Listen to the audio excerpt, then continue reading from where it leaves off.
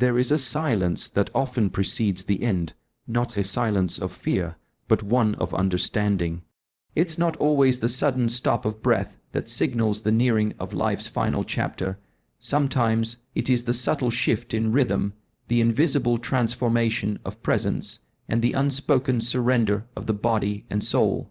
These signs don't scream, they whisper, and if you're not deeply still, you will miss them. When someone we love is aging, we're often so focused on medications, routines, and appointments that we forget to observe the sacred space they are slowly entering. There's something almost divine about the final stages of a life lived. It's a sacred threshold, a transition not only from body to spirit, but from doing to simply being. The most engaging part of this truth is also the most heart-stirring. The signs are always there. They are embedded in how they speak, how they sleep, how they breathe when they think you aren't listening, and if you pay close enough attention, you can begin to prepare, not for their death, but for your own peace. For this journey isn't just about them, it's about you too, the observer, the companion, the silent witness to a departure. Recognizing the signs doesn't mean you've given up hope. It means you have embraced truth with dignity. There are signs so quiet, so nuanced, that they are only noticeable to those who have cultivated stillness within themselves. These are not symptoms you find listed in medical books or charts. They are the language of the spirit, spoken through the vessel of the body. This speech will walk you through 5 of the most overlooked and hidden signs that an elder may be entering their final year, not to alarm you, but to awaken a deeper awareness of how to love them better, be present more fully, and reflect more gently. Because to be truly present for someone in their final seasons of life is one of the greatest acts of love a human being can offer. In the closing years of a life, time doesn't just pass, it dissolves. Each moment becomes more fragile, like frost melting on morning grass, and as the body begins its natural surrender, it speaks a language only the spiritually awake can interpret. You see, it is not just about identifying physical symptoms. Anyone can notice weight loss or fatigue, but few ever recognize the soul's slow retreat. When an elder begins to lose interest in things that once sparked joy, when their stories become loops of only certain memories, or when their gaze becomes distant even in the middle of conversation, it's not confusion. It's alignment. They are aligning with a place we cannot yet see. That is not a loss, that is a return. The conclusion is not about preparing for a funeral, it's about preparing for presence. When you begin to notice these subtle signs, you are invited into a sacred contract, to listen more deeply, to hold more gently, and to walk beside them with dignity, not fear. So if you have an elder in your life who is slowing down, not in body alone, but in soul, take the time to be with them. Not as a caregiver, not as a worried family member, but as a quiet companion who honors the silence between the breaths. There is no need to fill every silence with chatter. Sometimes the deepest love is expressed through stillness, through the hand held without words, through the knowing look that says, "I see you." Let them speak of the past without interrupting with corrections. Let them repeat themselves, for sometimes memory does not repeat, it emphasizes. Let them forget the present, because the present is not always where their spirit is anymore. And when they begin to talk less, move less, need less, do not panic. This is not failure. This is nature. We are all walking each other home. Some just arrive earlier, and those of us left behind are not here to resist that truth, but to live it more completely. So let this be the beginning of your own practice. The practice of noticing, of reverence, of unconditional acceptance, because when you can see the ending not as a loss, but as a sacred return, then every goodbye becomes a prayer, and every breath becomes a blessing. There is something about the eyes that speaks far more than the tongue ever could. They are the first to reflect joy, the first to signal pain, and perhaps the last to whisper surrender. As an older person begins to approach the twilight of their life, one of the subtlest but most revealing signs is the slow, almost imperceptible withdrawal of the soul through the gaze. This is not the hollow look of sickness, nor the cloudy film of age-related vision decline. No, This is something far deeper. It is the way the light begins to dim behind the eyes, not because they are empty, but because the soul is beginning to look elsewhere. You may sit with someone and speak to them as you always have, and they may smile, nod, even respond. But you will sense something is different. Their eyes may linger just a moment longer on a patch of light on the floor, on a child's face, or even on a distant corner of the room that seems to call them with no words. They are not confused, they are transitioning. Their gaze becomes softer, less rooted in the moment, and more contemplative, as if they are in two worlds at once, and in many ways they are. This soul withdrawal doesn't happen overnight. It is gradual and often confused with fatigue or disinterest, but if you observe closely, you will see it is not tiredness, it is peace, it is not boredom, it is detachment, not the detachment of depression, but the kind that monks spend lifetimes trying to achieve. The letting go of identity, roles, and expectations, the shedding of stories, titles, and names, the quiet realization that nothing more needs to be done, that just being is enough. What makes this stage so delicate is that it is easy to misinterpret. Families may worry that their loved one is checking out or not engaging enough. They may try to stimulate conversation, prompt emotions, or stir excitement in order to bring them back. But the truth is, they are not lost. They are ahead. They are gently loosening the threads that tie them to this world, not out of fear or resignation, but out of readiness to return. When you look into their eyes during these moments, you may sense a depth that wasn't there before. It is not uncommon for these elders to seem suddenly wise, even if they were once simple or reserved. Their silence carries weight, their pauses feel full, their presence becomes almost sacred. And often they will see things others do not, shadows, flickers, presences they can't explain, but that seem to give them comfort rather than fear. These aren't hallucinations. These are visits, invitations, reminders that the veil is thinning. This doesn't mean they are disconnected from those around them. In fact, during this phase, many older individuals become more affectionate, more gentle, more appreciative. But it is a soft affection, not driven by need, but by gratitude. They may suddenly offer unexpected compliments, hold your hand longer than usual, or look at you with eyes that seem to say goodbye without ever uttering the word. The gaze no longer demands anything, it gives. It transmits love, forgiveness, and sometimes apology, because the soul, in its final stages, seeks peace above all else. Some people might notice that their elder loved one begins to look into mirrors less often. This is not vanity fading, it's ego dissolving. There's no need to check appearances when one is beginning to forget the importance of image. They aren't concerned with how the world sees them anymore. The soul is facing inward now, attending to its own sacred preparations.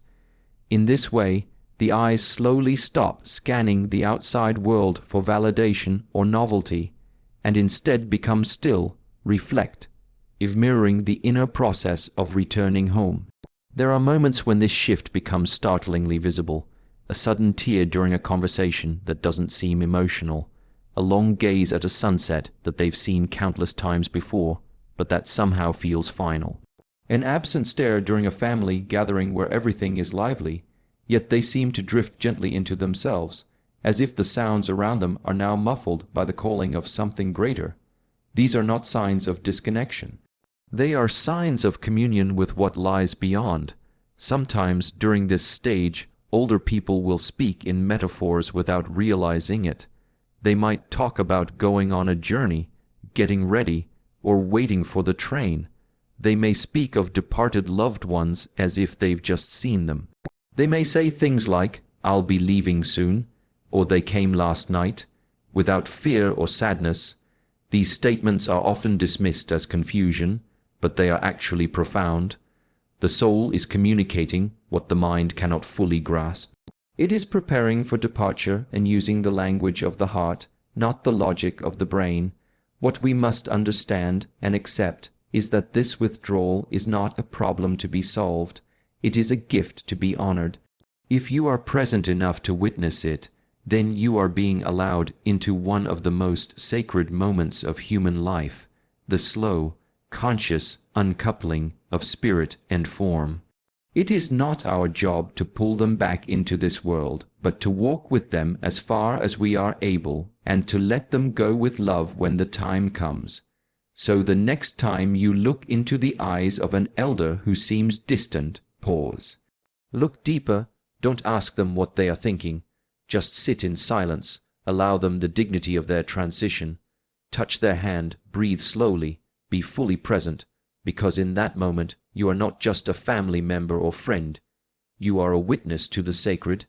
And the sacred doesn't always shout. Sometimes it only whispers through the eyes. The soul never truly disappears. It simply goes where the eyes begin to look when the body starts to rest. And if you look close enough, you may catch a glimpse of eternity reflected back at you. Time is not just a series of numbers ticking away on a clock. It is felt, lived, and experienced differently by each person. For someone nearing the end of their journey, time begins to change its shape. It no longer flows in the linear fashion we're used to. It folds in on itself, stretches and compresses, blurs boundaries between what happened yesterday and what occurred decades ago. One of the clearest hidden signs that an elder is nearing their final year is the profound shift in how they experience time and memory. This is not mere forgetfulness. It is not simply age-related confusion.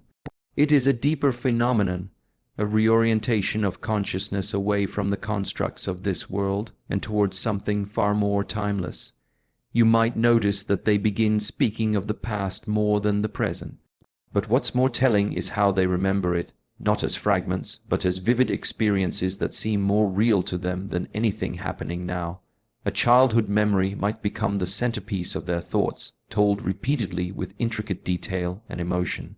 The names of those long gone may return to their lips, their faces appearing in dreams or mentioned in casual conversation, as if they just left the room.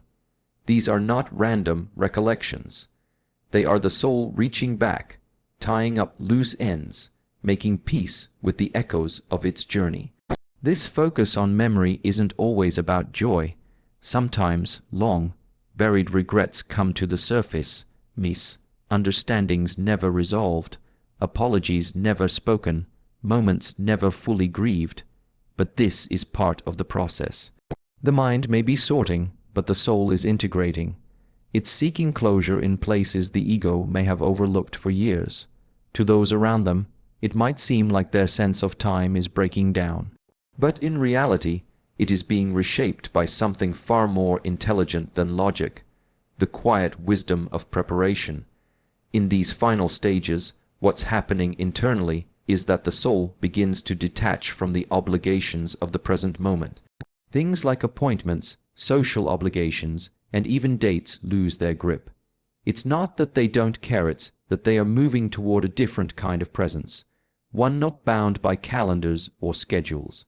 You may observe them becoming more still, not just in body, but in attitude. Their need to control or predict what comes next diminishes. They might forget what day it is but remember with painful clarity a moment from 1942. They might not recall what they had for lunch, but they'll talk about their first love with eyes full of tears. This isn't cognitive decline in the medical sense. It's memory stepping into its role as a mirror to the soul. And then there's the slowing down of their rhythm. Mornings stretch longer, conversations move slower, silence fills more of their day. This isn't laziness or fatigue, it's alignment with a different kind of time, a divine rhythm. They're no longer trying to keep up with the pace of the world, because their inner clock is now governed by a different movement, one that's circling back to the essence of who they are, not what they've done. The rush to do, achieve, accumulate, it fades. In its place, a soft presence emerges, one that simply is. You may notice them repeating themselves more often. The same story, the same phrase, sometimes the same sentence within minutes. This can frustrate those who don't understand what's happening. But what appears as repetition is often a kind of emotional echo, a memory trying to complete its cycle, a story not just being told but relived for the last time. These loops are sacred. They are how the soul makes peace with its narrative, how it confirms, one last time, that it was here, it mattered, and it is ready. One of the most telling shifts is in how they relate to the future. Plans that once excited them now seem irrelevant. The family vacation, the holiday gathering, the birthday celebration next spring, these ideas may no longer draw the same engagement. It's not because they don't value connection, but because their inner compass is no longer pointing forward. It is pointing inward, forward. Thinking requires a sense of being anchored in the world, but as the soul prepares to leave, that anchor slowly lifts. The future becomes a distant place they no longer need to visit. You may see them lose interest in clocks or calendars altogether. The passage of hours becomes unimportant. Sometimes day and night blur. Sleep patterns change. They may be awake during odd hours or doze through the daylight. Again, this is not a sign of disorder, it is part of the transformation. Their body, mind, and spirit are moving according to a rhythm not governed by society's rules, but by something ancient and sacred. What's even more mysterious is that many elders, even those not religious or spiritual during their lives, begin speaking in terms that suggest a broader understanding of time and existence. They might speak of returning, going home, or starting a new chapter. These aren't just poetic expressions, they are hints that the person is sensing a shift, one that transcends the linear understanding of time and space. They are preparing to step out of one timeline and into another. During this stage, caregivers and loved ones are offered an incredible opportunity, not to correct or redirect, but to join.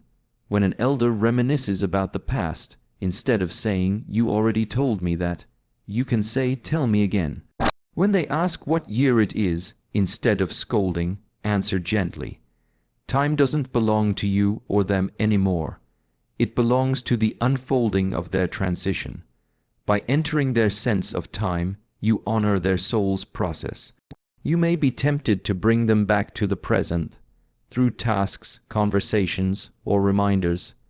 But what if instead, you slowed down to meet them where they are? What if you allowed their pace to influence yours? In doing so, you may find that you too begin to remember what matters, that your own concept of time, so often filled with anxiety and urgency, begins to soften. Their slowing becomes your stillness. Their forgetting becomes your remembering, of the heart, not the mind, because in the end, time doesn't run out. It simply opens up, and memory doesn't fade. It transforms. The shifting of time and memory in someone nearing their final year is not a breakdown. It is a breakthrough, a reorientation from the outer world to the inner one, from the temporary to the eternal, from doing to being. And if you can be present during this shift, not to pull them back, but to walk beside them, you become part of something profound. A sacred witnessing, a final chapter not written in fear, but in gentle grace. A farewell not of seconds ticking away, but of moments echoing with meaning. A memory that, in time, will live on in you. As life begins to close its final chapter, one of the most subtle yet profound changes that can be observed in an aging person is their gradual return to simplicity, in both speech and movement.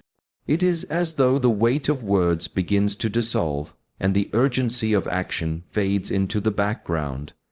This shift is not a sign of decline in the dismissive sense, but rather an elegant form of refinement.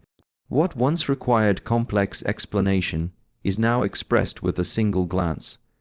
What once needed effort and motion becomes a dance of minimalism. This return to simplicity is one of the clearest yet most easily overlooked signs that an elder is entering their last year. Speech for most of our lives is how we assert, define, defend, and expand our identity. We speak to inform, to argue, to be understood, and to mark our place in the world. But as the soul begins to prepare for departure, the need for articulation often lessens. The elderly individual may begin to speak less not because they have nothing to say, but because they no longer feel the need to explain.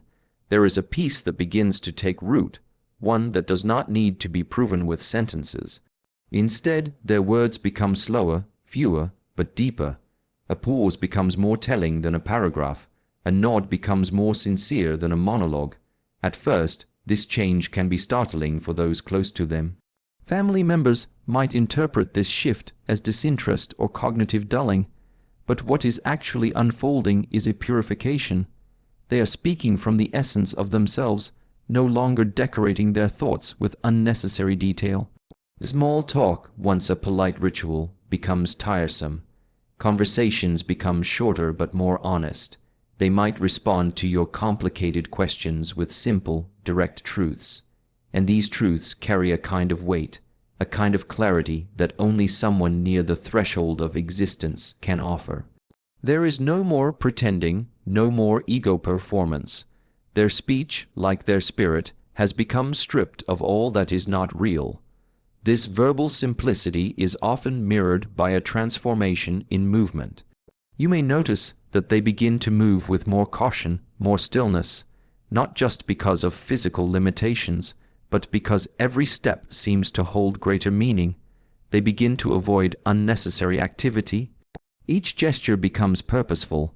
They may sit for longer periods, no longer restless. They may walk slower, not out of frailty alone, but because rushing serves no purpose anymore. Their body is no longer in service of ambition. It is in service of presence. There's something sacred in this slow motion, something poetic in the way they begin to fold into stillness. It's a kind of quiet choreography, a natural shift toward the essence of being rather than doing. The way they lift a teacup, the way they touch a familiar object, the way they reach for your hand, all become acts of meditation. There's no longer a compulsion to multitask or rush. The world within them is becoming more important than the world outside them. You may also observe that their rituals become more simplified. The way they eat, the clothes they wear, the objects they surround themselves with, everything starts to reduce. They no longer seek variety. They are content with the familiar. Their meals become simpler, not from lack of appetite alone, but from a quiet acceptance of what is enough. They choose comfort over style, familiarity over novelty. Their preferences don't change randomly, they crystallize. They become clear about what they want, and equally clear about what they no longer need. This simplification can extend to their social interactions as well. While they may have once enjoyed large gatherings or multiple conversations in a day, they now gravitate toward one-on-one moments, quiet connections, and meaningful silences. They begin to choose depth over breadth in their relationships. Some friendships may quietly fade away, not out of conflict, but because they no longer serve the soul's deeper calling. What remains are the people, moments, and conversations that nourish something timeless. It's also not uncommon to witness a renewed affection for silence. What was once background noise, a radio, a television, idle chatter, may now become irritating. They may turn down the volume or prefer sitting in complete quiet. This is not loneliness. This is the soul seeking harmony. Silence becomes a friend, a space where they can finally hear the soft whispers of their own truth. The stillness they embrace is not empty. It is full of presence, full of surrender, full of life in its most undistracted form. In this state, even eye contact becomes more powerful. A simple glance carries emotion that needs no explanation. You might find yourself understanding them without words, feeling close to them without conversation. This is not your imagination. It is the blossoming of a new form of communication, a nonverbal language born not of intellect, but of heart and spirit. You will feel it in the room. You will feel it in their presence. You will feel it in the way they look at you, not as they used to, but as they are free from masks, full of truth. This return to simplicity also often brings with it an unexpected kind of wisdom. As layers of identity, memory, and narrative fall away, what remains is essence. And essence speaks plainly. They may suddenly offer a piece of advice you never asked for, but needed. They may say something that feels like a farewell, wrapped in ordinary words. These are not random musings. These are offerings, spiritual gifts from someone who is slowly stepping out of the world, but who wants to leave behind something meaningful. To those who are attuned, this phase can be heartbreakingly beautiful. It's a season where the soul starts to glow a little more from within. The personality may quiet down, but the presence becomes radiant. The simplicity in their behavior is not regression, it is ascension. They are not becoming less, they are becoming essence.